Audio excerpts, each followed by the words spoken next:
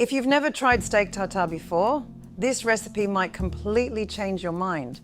We'll start by making the dressing that brings everything together. In a bowl, whisk together 1 egg yolk, Dijon mustard, salt, and freshly cracked black pepper.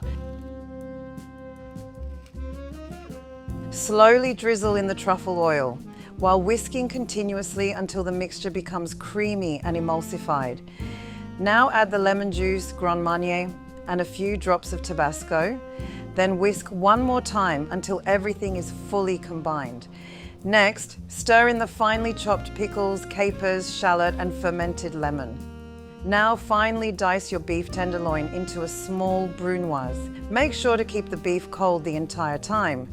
Add the diced beef to the dressing and gently fold everything together until every piece is lightly coated. For the finishing sauce, simply mix sour cream, Dijon mustard, Grand Marnier, lemon juice, and a pinch of salt until smooth and creamy.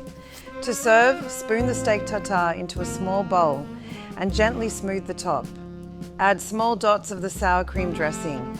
Finish with a light drizzle of truffle oil if you like, and serve with toasted bread or crispy crackers on the side.